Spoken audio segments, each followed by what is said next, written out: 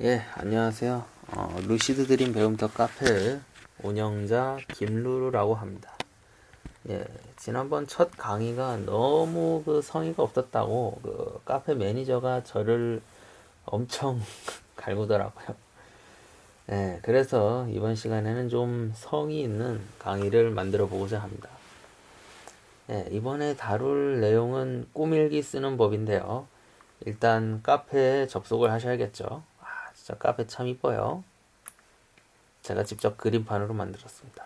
예, 꾸밀기장 포맷 눌러주시고요. 첨부 파일에서 다운을 받아주셔서 파일을 여시면 이렇게 꾸밀기장이라고 처음에 딱 쓰여 있습니다. 그리고 아래로 내리다 보면은 여기 첫 페이지 부분에 연도를 입력해라 라고 나와 있습니다. 상당히 건방지네요. 예, 올해가 2014년이죠. 그 다음에 페이지 2페이지로 넘어가셔서 첫 번째 꾸밀기를 이제 써주시면 됩니다. 이 강의에 사용된 꾸밀기는 제가 예전에 쓴 꾸밀기 중에서 재밌고 괜찮은 내용의 꾸밀기 3개 정도를 선발했습니다. 일단 꾸밀기를 쓰기 전에 날짜와 제목을 써줘야겠죠. 여기를 클릭하시고 날짜와 제목을 써주세요. 날짜는 1월 1일로 한번 해볼까요? 1월 1일 가수 싸이가 서양 철학사 책을 번역했다는 꿈. 다음에는 아까 여기를 클릭을 하셔서 꿈 내용 연상 해석 꿈 신호 여기를 클릭해 줍시다. 그리고 꿈 내용이라고 입력을 해주시고 다시 또 엔터 한 칸 내려서 다시 또 여기를 누르시고 본문을 눌러주시면 됩니다. 이 번거로운 클릭 작업을 왜 하시는지는 이따가 알게 되실 겁니다. 단축키를 익혀두시면 좀 더 수월해지는 작업이니까 습관을 들이시면 꾸밀기 쓰는데 아주 도움이 많이 됩니다. 자, 일단 꾸밀기 쓰는 기초는 꿈속에서 내가 누군지를 먼저 써주고 그 다음 배경, 그 다음에 어떤 꿈속의 상황을 차례로 전개해서 써내려가면 되는 겁니다. 한번 써볼까요? 나는 TV 뉴스를 보고 있다. 뉴스의 내용은 가수 싸이가 매우 두껍고 어려운 서양 철학사 책을 번역했다는 것이었다. 참 간단한 꿈이죠. 가수 싸이가 어려운 책을 번역했다는 꿈이네요. 자, 이제 다시 클릭을 하셔서 꿈 내용 일단 아이고 본문 하시고 엔터를 누르시고 꿈 내용 연상 꿈 신호 이 동그라미가 나왔죠. 다음에 연상이라고 입력하시고 다시 또 엔터 다시 또 본문 입력해 줍시다. 연상이라는 건 이제 내가 이 꿈에 대해서 어떤 것을 느끼고 어떤 것이 생각이 나는지 이런 내용을 마치 수다 떨듯이 쭉 늘어놓는 겁니다. 한번 해볼까요? 어제 인터넷에서 만화로 된 얇은 서양 철학사 책을 주문한 게 생각난다. 자, 아주 간단하죠, 연상도. 다음에 다시 또 클릭을 해주시고 날짜와 꿈 내용 연상 해석을 입력해 주시고 다시 또 내려서 본문을 입력해 줍시다. 본문 해석은 꿈에 등장한 매우 두껍고 어려운 서양 철학사와 어제 인터넷으로 주문한 얇고 쉬운 만화 서양 철학사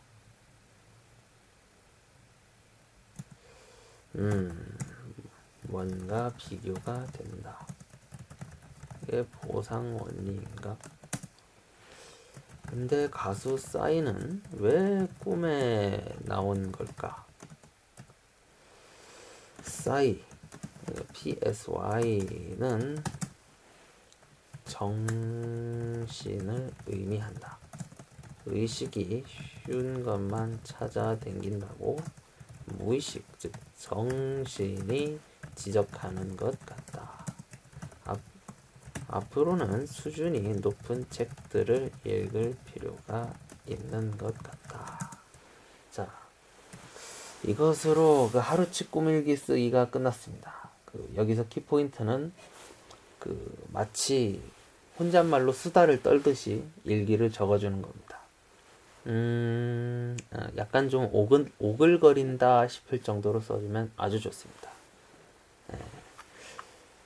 혼자서 이것저것 궁금한 점을 짚어보고 고민해가는 과정 자체를 꿈일기에 수다 떨듯이 적어가면 어느새 꿈의 깊은 의미를 가늠하고 있는 자신을 발견할 수 있습니다. 자, 샘플로 일기를 더 적어보도록 하겠습니다. 지금부터는 스타일 이걸 클릭하지 않고 단축키로 진행을 하겠습니다. 본문은 컨트롤 2고요. 날짜와 제목은 컨트롤 3. 그 다음에 꿈 내용이나 연상 해석 등을 적어줄 때는 컨트롤 4입니다. 일단은 꿈일기를 한 편 썼으면은 다음날 또 다른 꿈일기를 쓸 때는 쪽에서 구역 나누기를 한번 해주시면 아주 좋습니다. 일단은 컨트롤 3, 날짜 제목 1월 2일 언젠가 저와 함께 빛나주세요. 그 다음에 꿈 내용 본문 나는 평범하게 살고 있는 그냥 나다. 이거는 이제 꿈자아죠. 꿈자아가 어떤 건지 나타내는 문장입니다. 그리고 앉아서 책이나 보고 있는데 내 어깨에 개구리 한 마리가 올라탔다.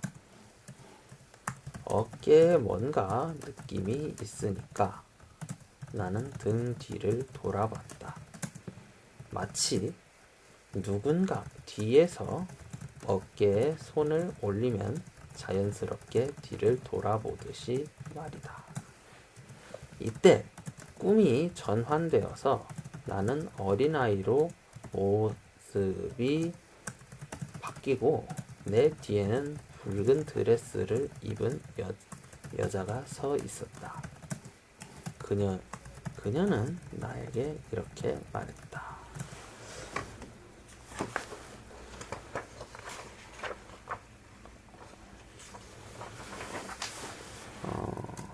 언젠가 저와 함께 빛나주세요. 이게 꿈 내용이고 이제 연상을 해야겠죠? 연상. 밤에 잠깐 깼을 때 기억난 꿈이다. 나는 휴대폰을 더듬거리며 꿈 내용을 녹음을 했다. 너무 졸렸고 녹음하기도 귀찮았지만 놓치기 아까운 꿈이라는 생각에 음냐 거리며 열심히 녹음했다. 자, 이제 여기까지는 이제 좀 잡담이고요. 어떤 특정한 키워드에 대해서 연상을 해봅시다. 평범하게 살고 있는 나. 이것은 그냥 일상생활에 초점을 맞추고 사는 내 모습이다. 글씨를 좀 진하게 해줄까요? 키워드니까.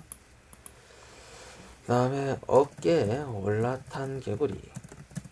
이 장면은 마치 일상적인 생활에 초점을 맞추고 살다가 무의식이 이봐 잠깐 여기에 관심 좀 가져봐 라며 뒤에서 내 어깨를 탁 붙잡는 듯 하다. 여기도 키워드니까 글씨를 좀 진하게 해줍시다.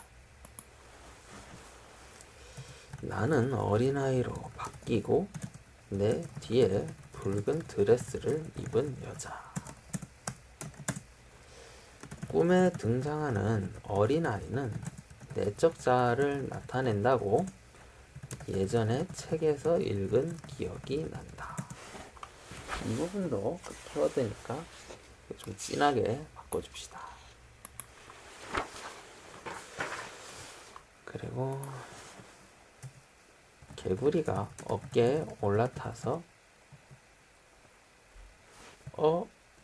하고 뒤를 돌아보니 웬 붉은 드레스를 입은 여자가 서 있다. 개구리한테 관심을 가져주면 개구리가 공주나 왕자로 변하는 민담이 생각난다. 개구리는 암수 전환이 가능해서 아니마나 아니무스를 표현하는데 적합한 상징이라고 예전에 책에서 읽은 기억이 난다. 개구리는 변환의 상징이라고 한다. 머리카락이 붉은색이었으면 확 느낌이 왔을 텐데 뭔가 좀 기존의 나와 밀접한 관련을 지니고 있던 꿈속 여자들과는 붉은색이라는 점에선 비슷하지만 뭔가 조금 미묘하게 다른 느낌? 다음에 또 키워드 언젠가 저와 함께 빛나주세요.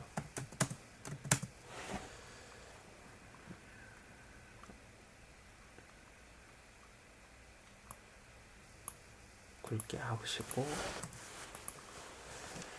유흥심리학에 의하면 무의식은 미래에 일어날 일을 미리 알고 있다고 한다. 언젠가 저와 함께 주세요 라는 말은 이러한 목적의 선험적 소유를 은근히 암시하고 것 같다. 그것이 무엇인지 궁금하지만 지금으로선 알 방도가 없다. 하지만 꿈에 관심을 가지고 살다 보면 언젠가 알게 되겠지. 마지막 해석.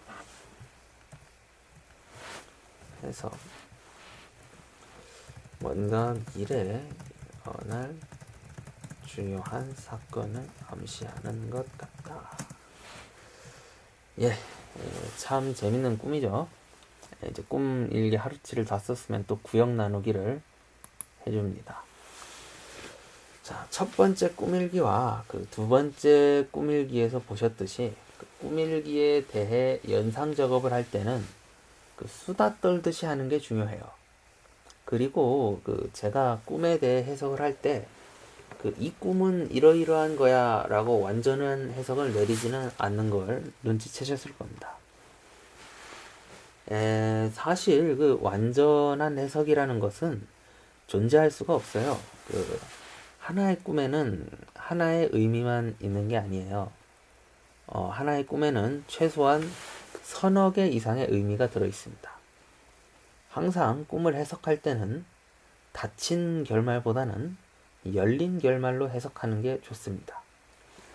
꿈의 의미가 불분명할 때는 저처럼 그냥 뭐 이런 뜻이 아닐까로 결말을 내도 좋습니다. 그건 그거대로 좋은 겁니다. 그냥 잘 모르겠으면 있는 그대로 잘 모르겠다라고 꿈일기에 적어줘도 좋아요.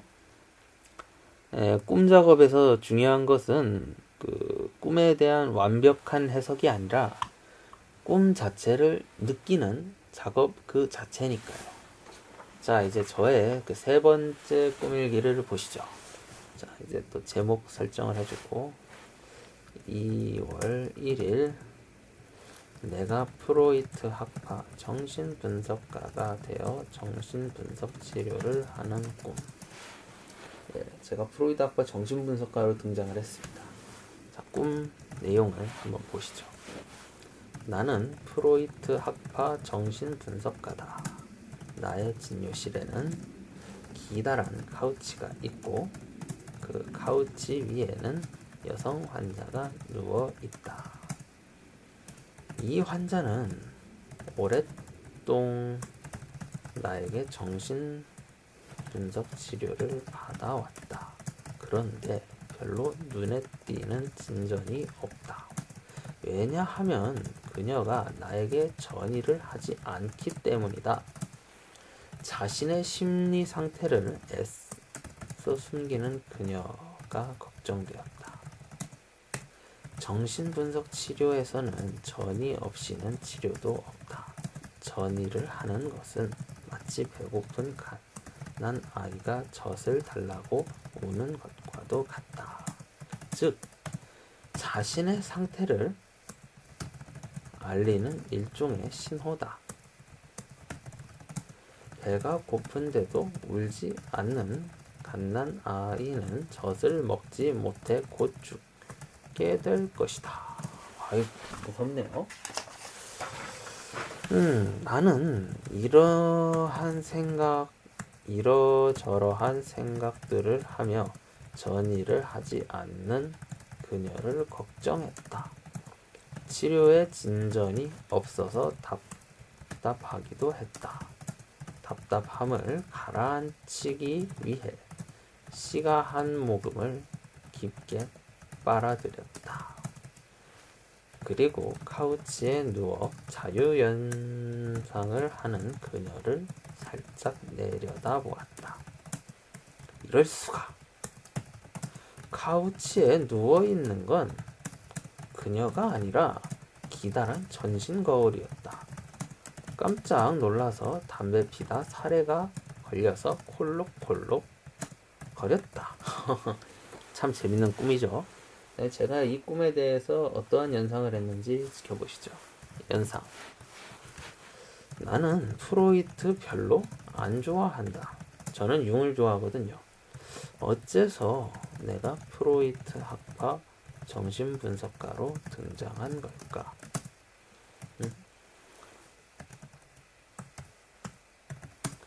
이런 이모티콘도 가끔 넣어주면 좋아요. 게다가 담배. 난 여태까지 태어나서 담배를 펴본 적이 없다. 꿈에서 나는 결과적으로 여자가 아니라 거울을 진단했다. 거울, 즉 나 자신을 진단했다는 이야기가 된다. 마지막 해석.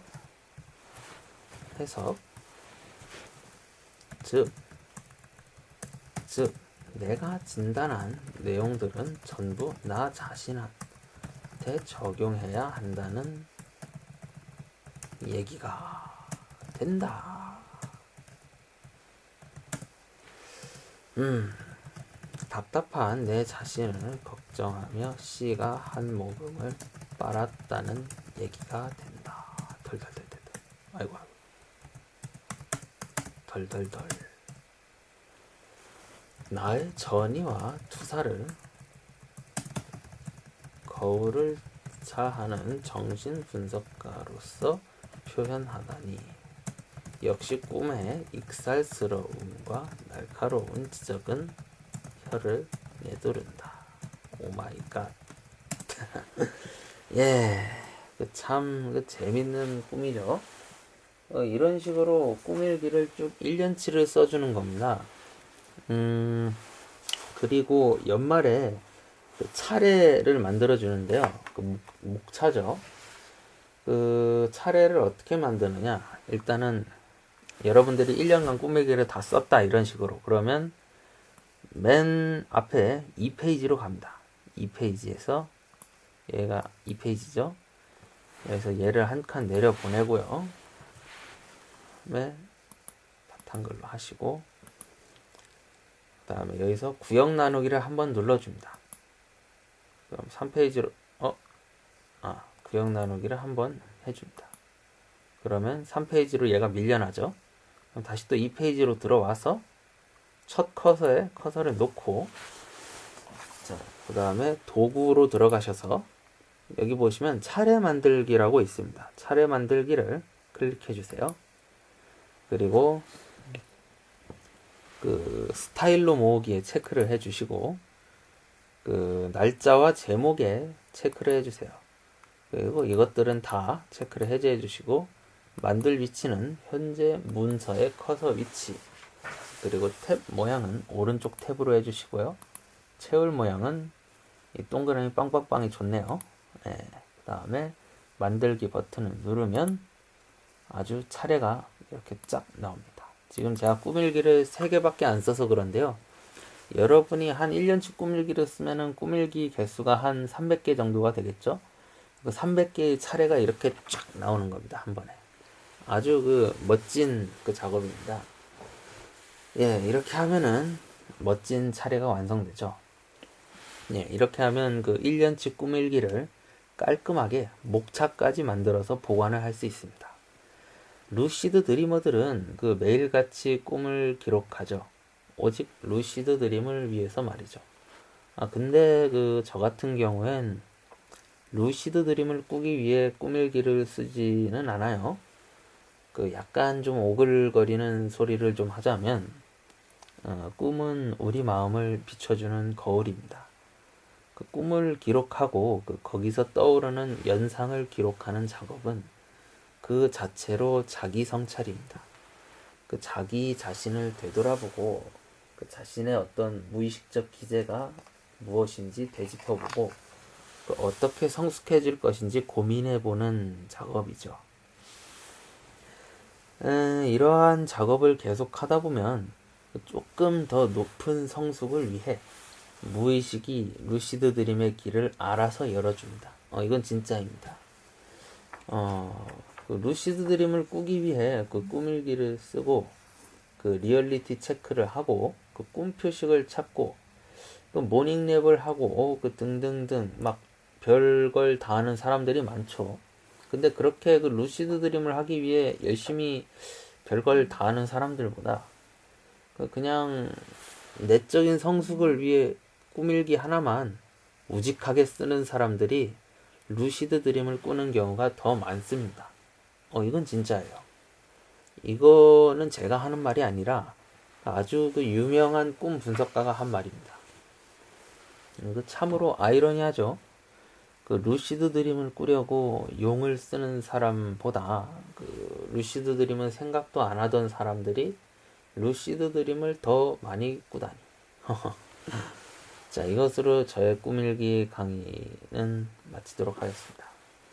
그 궁금한 점이 있으시면 그 언제든지 그 네이버 카페 루시드 드림 배움터 질문 게시판에 질문을 남겨주세요. 참고로 그 저희 카페가 그 아직 그 오픈한 지는 얼마 안 됐습니다.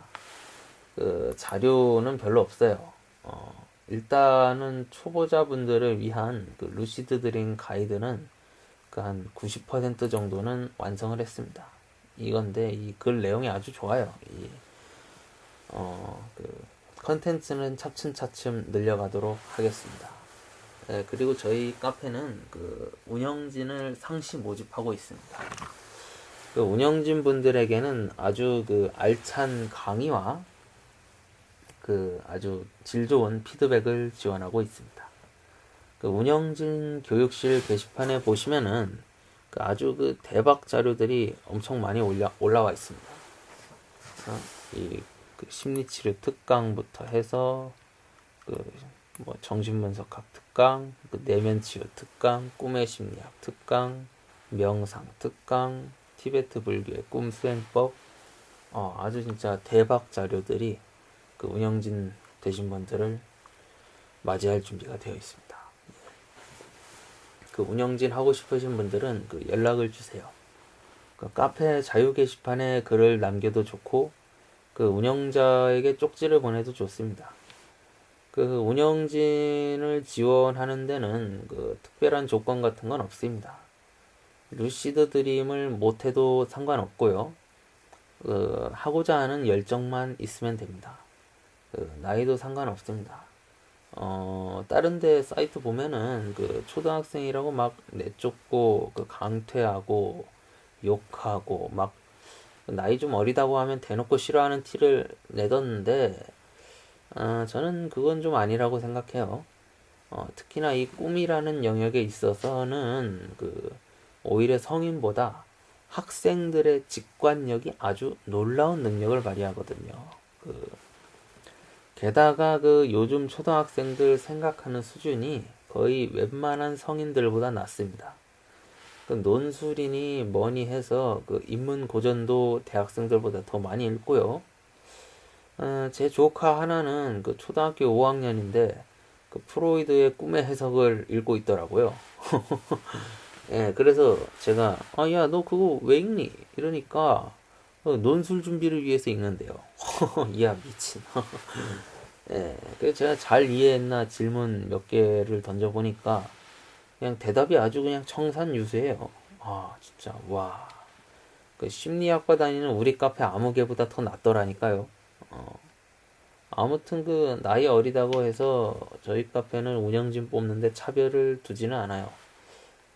저희가 그 운영진 뽑는 이유는 딱 하나입니다. 꿈에 대해 그리고 무의식에 대해 루시드 드림에 대해 같이 공부하고 탐구할 사람을 모집하고 싶습니다. 일단은 저하고 저희 운영진이 가진 지식을 나눠드리고 싶고요. 그리고 함께 실력을 키워서 같이 어떤 지식의 폭을 넓혀나갈 어떤 동료를 만들고 싶습니다. 그리고 그 운영자끼리는 그 비밀리에 자료도 공유할 생각입니다. 제가 지금 제가 가진 루시드 드림 관련 책들을 전자책, PDF 파일로 만들었거든요. 그래서 이런 거 좀 몰래 암암리에 돌려보고 할 계획입니다. 불법이기는 하지만 주로 이제 저 같은 경우에는 절판된 서적을 공유할 생각이거든요.